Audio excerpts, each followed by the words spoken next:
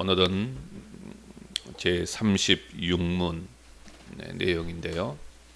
의롭다 하심과 그리고 양자 삼으심과 거룩하게 하심과 함께 오거나 또 그것들에서 나오는 이생의 유익이 무엇인가 하는 것에 대해서 좀 공부하도록 하겠습니다. 우리 답을 다 같이 한 목소리 한번 읽어보도록 하겠습니다. 시작.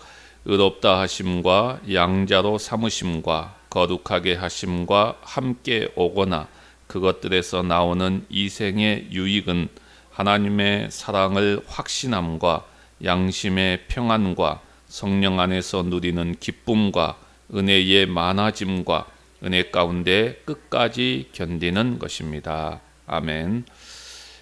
우리는 지금까지 효력 있는 부르심을 받은 사람들이 이 생에서 어떤 유익을 받는가 라는 질문을 던져놓고 이 부분을 살피고 있습니다. 의롭다 하심, 그리고 양자로 삼으심, 그리고 거룩하게 하심을 얻는 유익이 있다라고 말씀을 들었습니다. 그런데 그것뿐만이 아니라 오늘은 앞에서 이야기했던 이 세 가지의 은혜를 받을 때에 그 은혜와 함께 오거나 혹은 그 은혜에서 나오는 유익이 있습니다. 그러니까 좀 더 눈에 보이는 유익들이라고 말할 수 있지요. 그런가 하면은 칭의와 양자됨과 성화의 결과물이라고도 볼 수 있습니다. 거듭난 성도들이 이 땅을 살아가는 동안 그들의 삶에 따르는 변화이자 유익들이라고 이야기할 수 있습니다. 이렇게 사는 것이 성도의 삶이다. 이렇게 사는 것이 성도의 기쁨이다 라고 말할 수 있습니다. 자, 이게 이제 오늘 우리가 살펴볼 제 36문에서 묻고 있는 내용인데요. 뭐라고 답을 해주고 있습니까? 하나님의 사랑을 확신하게 되어진다. 하나님의 사랑을 확신하게 되어진다 라고 말하고 있고요. 또 양심의 평안과 성령 안에서 누리는 기쁨이 있다는 것을 이야기하고요. 또 은혜가 점점 많아지고 그 은혜 가운데서 우리가 끝까지 견디는 삶을 살아갈 수 있다. 이것이 이제 우리에게 있는 유익이다 라고 이야기를 하고 있습니다. 여러분, 이 내용을 우리가 보고 있으면은 교회 다니는 사람들에게 기대되는 모습, 바로 이것이다 하는 것이죠. 그러니까 교회 다니는 사람들에게 기대할 수 있는 모습이 어떤 모습이냐 라고 했을 때 36문에서 지금 오늘 여기서 이야기하고 있는 이 모습입니다. 그러니까 우리가 교회를 다니고 예수를 믿는다라고 하면은 바로 이런 모습들을 우리가 찾아볼 수 있어야 돼요. 그러니까 이런 모습들을 우리가 기대할 수 있어야 돼요. 그리고 실제로 지금 성경이 하나님이 우리에게 주는 유익이라고 말하고 있어요. 그러니까 이건 우리가 실제로 가지고 있어야 된다는 거예요. 실제로 이 모습이 보여야 된다는 거예요. 그러니까 수많은 사람들이 예수 믿는 사람들한테 뭘 기대하느냐라고 했을 때 바로 이 모습이에요. 이걸 지금 36문에서 이야기하고 있습니다. 그러니까 짧은 내용이지만은 좋은 것은 다 모아져 있습니다. 모든 것이 만족스러운 상태를 보여주고 있지요. 자, 그런데 크게 이 세 가지의 유익을 우리가 이야기할 때에 여기서 주의할 것이 하나 있습니다. 그 주의할 것이 뭐냐? 첫 번째는 이것은 표면에 드러나는 모습이다 하는 것입니다. 자, 무슨 말이냐면은 표면적이라는 이 말은 실제와 다를 수 있다는 이야기입니다. 그러니까 진실과 거짓이 섞여 있을 수 있다라는 이야기입니다. 또 반대로 생각하면은 실제로는 좋은 것이 있더라도 그것이 표면적으로 드러나지 않을 수도 있다 하는 이야기죠. 그러니까 구분이 잘 해야 된다는 것입니다. 그러니까 겉만 보고 판단해서는 안 된다는 것입니다. 그러니까 이것이 우리 성도들에게 있는 유익이라고 하지만은 표면적인 모습이다. 그러니까 쉽게 말하면 무슨 말이냐? 저 사람 예수 믿어도 거짓된 모습으로 지금 양심의 평안을 있는 척하고 있다. 성령 안에서 기뻐하는 척하고 있다. 그럴 수 있는 거예요. 그럴 수도 있다는 거예요. 예. 저 사람은 은혜를 굉장히 많이 받은 척하고 있다 하는 거예요. 그러니까 이 점을 우리가 주의해야 돼요. 이게 실제적으로 성도들이 가지고 있는 유익이지만은, 하나님께서 주시는 유익이지만은, 그럼에도 불구하고 이것은 표면적일 수 있다. 그러니까 잘 구분할 수 있어야 돼요. 겉으로 아니면서 그런 척할, 얼마든지 할 수 있다는 거예요. 예, 얼마든지 할 수 있다 이거죠. 그런 척하면서도 얼마든지 사람들을 다 속여 넘길 수 있다 하는 거예요. 그러니까 이 부분들을 우리가 잘 구분할 수 있어야 된다 하는 것이죠. 그 다음에 두 번째로 우리가 유의할 점은 뭐냐면은, 이것은 과정이라는 것입니다. 과정이다. 그러니까 여기서 말하고 있는 유익들은 그냥 한순간에 확 돼버리는 것이 아니죠. 그냥 한순간에 꽃길을 걸어가는 것이 아니라는 것입니다. 우리의 삶은 아직 완성되지 않았죠. 중요한 것은 이것이 다 과정이다, 우리의 삶의 지금 과정이라는 것을 잊지 않는 것입니다. 100%는 미래에 완성된 시점이지만은 지금 경험하는 것도 사실 분명히 은혜다 하는 것이죠. 그리고 이것이 점점 자라가고 점점 더해져 갈 것이다 하는 것도 우리는 믿어야 됩니다. 그러니까 이 과정을 끝까지 잘 걸어가는 것이 뭡니까? 그게 바로 신앙인의 삶이에요. 예. 과정이 어떨 때는 굉장히 길고, 이 과정이 굉장히 지루하고, 이 과정이 어떻게 보면은 험하다 해도 우리는 타협하지 말아야 된다는 거예요. 이 과정 자체가 우리에게는 유익이라는 것입니다. 유익이다. 사람들은 자기가 세상을 사는지, 왜 세상을 사는지 잘 모릅니다. 왜 당신이 세상을 삽니까? 당신이 세상을 사는 목적이 뭡니까? 어떻게 삽니까? 라고 물으면은 정확히 대답을 못해요. 그러니까 대부분의 사람들이 하는 이야기가 뭡니까? 뭐 그냥 돈 많이 벌고 또 건강하고 그리고 행복한 가정을 이루고 편안한 노후를 살아가는 것, 이런 것에 나름대로 의미를 부여하면서 살아갑니다. 그러니까 대부분의 사람들이 그렇게 살아가요. 그리고 여기에 만족하지요. 그러나 우리는 그것이 아니죠. 그러니까 우리가 취해야 될 유익들이 있는 거예요. 그게 뭡니까? 그게 지금 오늘 36문에서 이야기하고 있는 거예요. 우리가 취해야 될 유익들이 따로 있는 거예요. 근데 이 이야기를 하게 되면은 사람들이 그냥 웃어 넘겨버리죠. 그것이 큰 유익이다라고 생각하지 않습니다. 그런데 하나님의 백성들이 이런 태도로, 이런 자세로 삶을 살아가다 보면은 하나님께서는 언젠가 그 사람을 다루실 기회를 마련합니다. 그래서 잘 나가다가도 한번 꺾이지요. 꺾이게끔 만듭니다. 험난한 과정을 주시기도 합니다. 그래서 깨닫게 하시죠. 그래서 그것이 아니다, 우리가 취해야 될 유익들은 따로 있다 하는 것을 분명하게 이야기합니다. 그러니까 우리의 답은 너무나도 명확합니다. 성도의 삶은 무엇을 유익으로 삼느냐의 선택이라고 할 수 있습니다. 성도라면 하나님께서 우리에게 선물로 주신 이 땅에서의 유익을 추구해야 됩니다.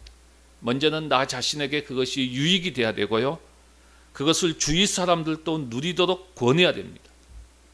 이것을 어떻게 권면하고 전할 것인가에 대해서 고민을 하는 것도 성도로서의 삶입니다. 삶의 한 과정이지요.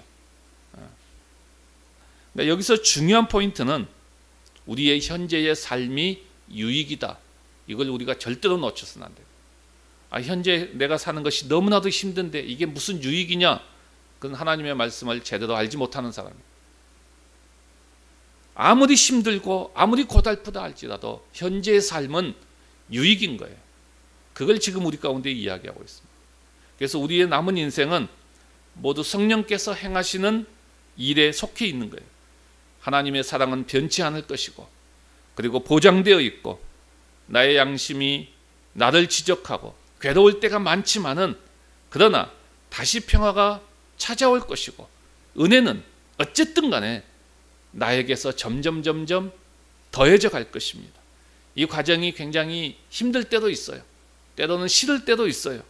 그러나 그게 다 유익이다 하는 것이 중요한 포인트입니다. 그걸 놓치지 말아야 됩니다. 왜 그럴까요? 우리의 삶이 왜 과정일까요? 하나님은 왜 이런 과정을 겪게 하실까요? 우리를 고치기 위해서요? 물론 맞지요. 그런데 이렇게만 대답하면 50%입니다. 50점짜리밖에 안 돼요. 100점짜리 대답은 이겁니다. 이 과정이 우리에게 유익하기 때문이다 하는 것이죠. 여러분, 과정이라고 하는 것은 굉장히 중요합니다. 과정이 없이 그 과정을 뛰어넘어 버리면은 모래성이죠. 근데 사람들은 이 과정을 싫어합니다. 왜요? 과정은 힘들지요. 여러분, 훈련 없이 국가대표가 될 수 있습니까? 그냥 이 과정 없이 바로 그냥 국가대표가 될 수 있어요? 어린아이가 과정 없이 그냥 어른이 탁 됩니까? 어린아이들은 빨리 어른이 됐으면 좋겠다라고 생각하지요. 과정 없이 그냥 확 뛰어넘었으면 좋겠다고 생각하지요. 그 재앙이에요. 그건 바람직한 일이 아닙니다. 그 과정을 다 겪어가는 것이 중요해요. 그 과정을 다 겪어가는 것이 중요해요. 그것들이 다 유익입니다. 그래서 저는 개인적인 의견입니다만은 학교를 보내지 아니하고 홈스테이를 하고 집에서 아이들 가르치는 것 저는 절대 반대합니다. 저는 그런 과정의 아이들이 잘 성장하는 것을 못 봤어요. 보지 못했어요. 근데 왜 그렇게 하지요? 학교에 보냈을 때 학원 폭력에 노출돼 있고 안 좋은 애들하고 부딪혀서 안 좋은 것을 배우고 나쁜 길로 갈 것 같고 이런 것 때문에 그냥 가정에서 감싸놓고 보호해놓고 가정에서 홈스쿨을 시키고 그렇게 합니다. 근데요, 나중에 보게 되면은 굉장히 갇힌 사람이 되어요. 사회성이 없어요. 또 사회성을 갖추기 위해서 그냥 여기저기 데리고 다니면서 온갖 경험을 다 하게 한다고 해요. 그래도 못 따라가요. 왜냐하면은 과정이 무시되기 때문에. 여러분, 아이들은 학교에 가서 초등학생의 6년의 과정을 다 겪어야 돼요. 그 안에서 무궁무진한 것을 배워요. 그리고 중학교의 과정도 다 거쳐야 돼요. 고등학교의 과정도 다 거쳐야 돼요. 그 속에서 부대끼고요. 아파도 해보고요. 이 과정들이 굉장히 중요한 거예요. 어떻게 보면 굉장히 힘들어요. 그렇지만 그 과정이 중요해요. 그 과정을 다 견뎌냈을 때에 비로소 한 사람으로서 성장해 가는 거예요. 여러분, 한 사람이 세워진다는 것은 어느 누구의 몇 사람에 의해서 자라지 않아요. 여러분들 아이들이 자라는 거 한번 보세요. 엄마의 손에 의해서만 아이가 자랍니까? 아니잖아요. 온 동네 사람들이 다 관여합니다. 그래야 한 아이가 자라는 거예요. 온 동네 사람들이 다 관여한다니까요. 그 아이에 대해서. 그래서 이런저런 그 모든 과정들을 다 겪을 때에 비로소 한 인격체로 한 사람으로 한 사회인으로 성장이 되는 거예요.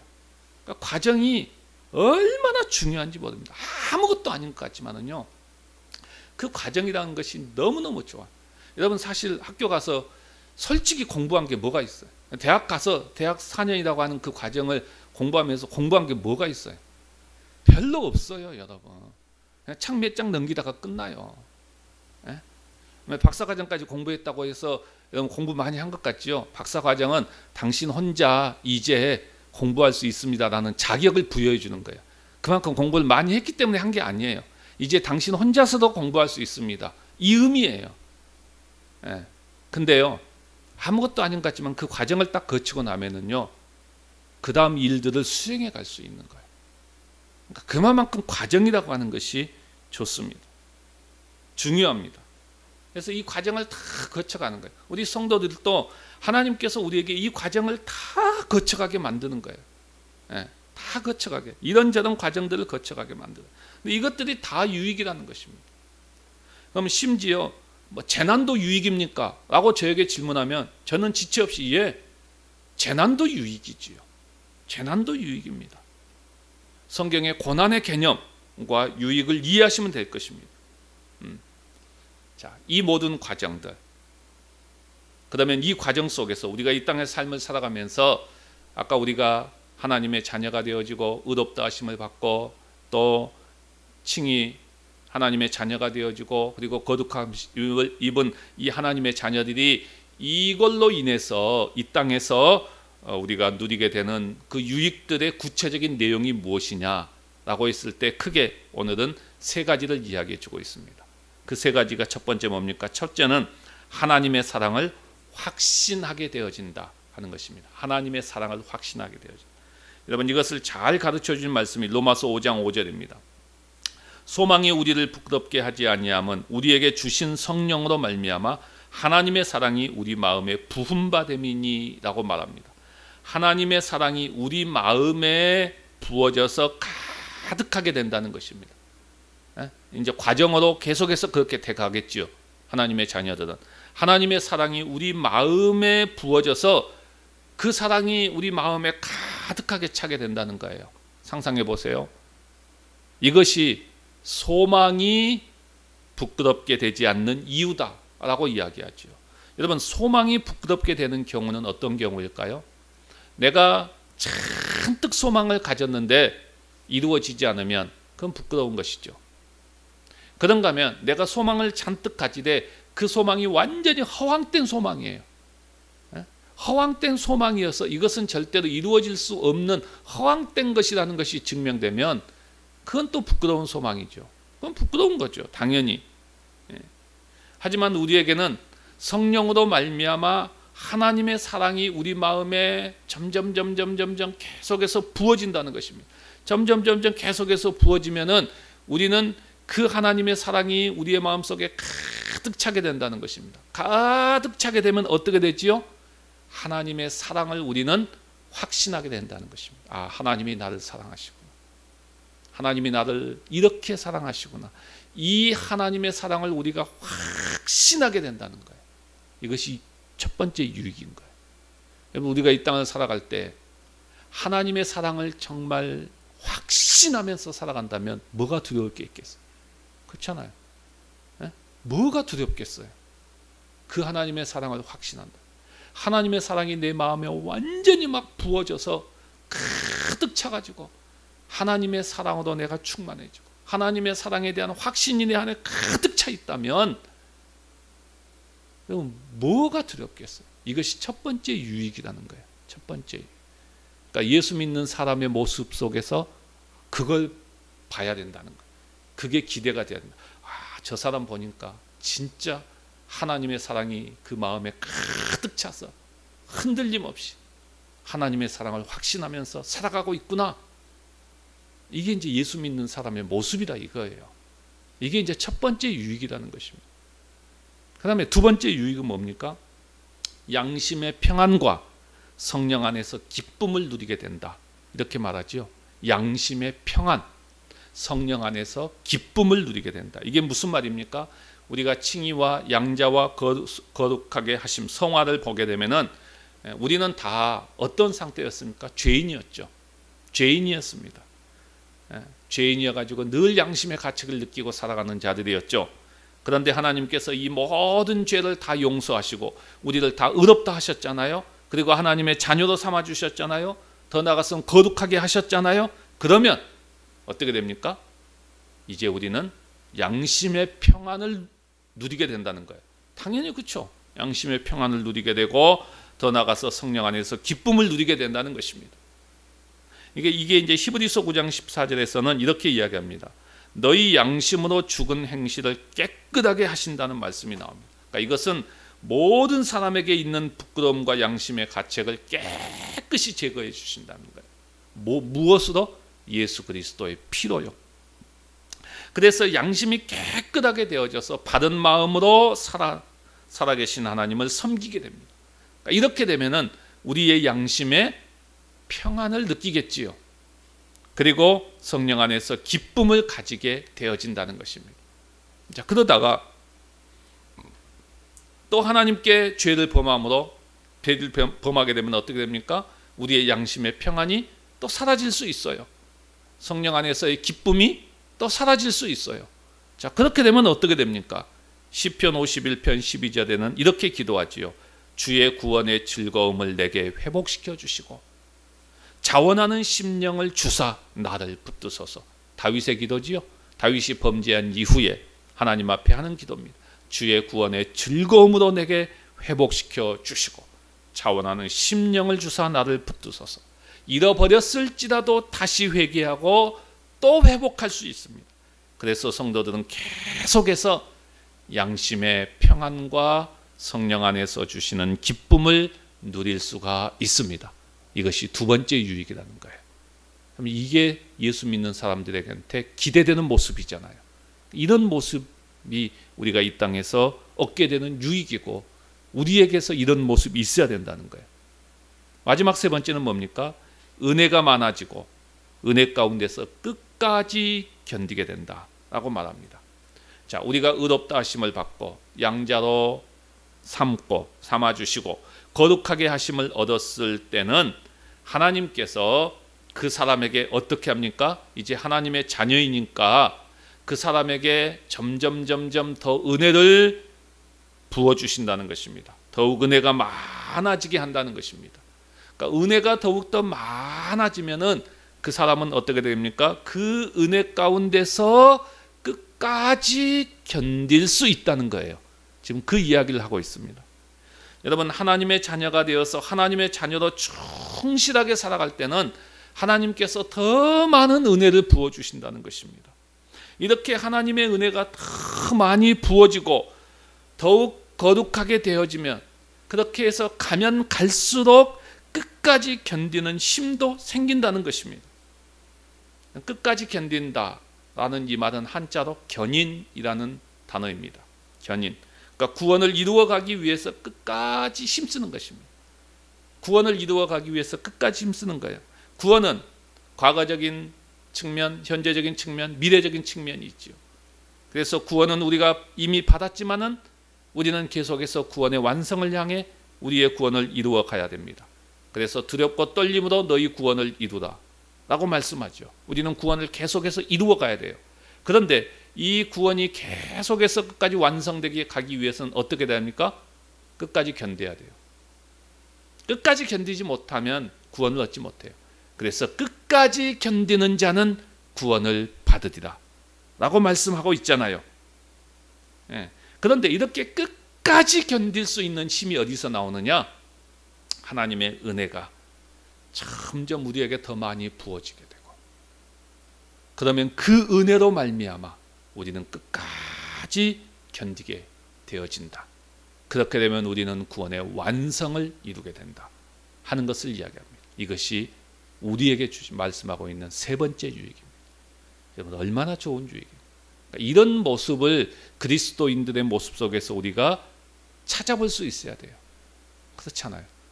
그리고 우리 그리스도인들에게 기대되는 모습이 바로 이거라는 것입니다. 이거예요.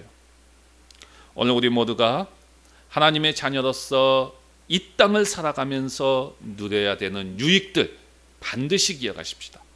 하나님의 사랑이 우리 마음에 점점 더 부어지고, 그래서 그 사랑이 가득해서 이로 인해서 우리가 하나님의 사랑을 분명하게, 조금 더 의심하지 아니하고 분명하게 확신하는 유익, 이게 첫 번째고요. 또 우리의 모든 죄가 다 용서함을 받고 양심의 평안함, 성령 안에서 누리는 기쁨, 이것을 누리는 것, 이것이 바로 두 번째 유익이고요. 그리고 하나님의 은혜가 점점 우리에게 더 많이 부어짐을 통해서 그 은혜로 말미암아 우리가 끝까지 견디는 것, 그래서 구원의 승리자, 구원의 완성자의 모습이 되어지는 것, 이것이 세 번째 유익입니다. 이 유익이 우리 가운데 함께 하시기를 주님의 이름으로 간절히 바랍니다.